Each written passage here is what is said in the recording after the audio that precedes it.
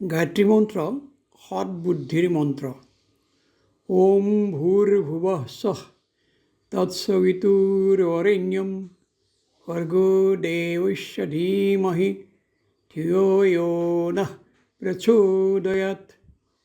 আজিৰ কাহিনী আত্মৰক্ষা আৱশ্যকীয়, আত্মৰক্ষা আৱশ্যক হে। এদিনাখন গান্ধীজীৰ কুটীৰত জৱাহৰলাল নেহৰু প্ৰৱেশ কৰোঁতে এন্ধাৰতে গান্ধীজীৰ লাখুটিডালতে খুন্দা লাগি গ'ল। পণ্ডিতজীৰ বৰ খং উঠিল।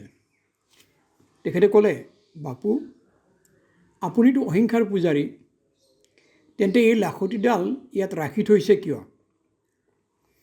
গান্ধীজীয়ে কৃত্ৰিম হাঁহি মাৰি ক'লে, তোমালোকৰ নিচিনা দুষ্ট ল'ৰাবোৰক চিধা কৰিবলৈ। অলপ গহীন হৈ বাপুৱে ক'লে, অহিংসাৰ অৰ্থ এইটো নহয় যে আনৰ দ্বাৰা মাৰ খাই থাকিবলৈ সাজু হৈ থাকিব লাগিব।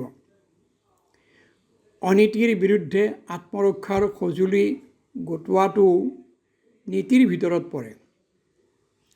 কেতিয়াবা কেতিয়াবা ডাঙৰকো শিশুক বুজোৱা ধৰণেৰে বুজাব পৰা যায়। ধন্যবাদ।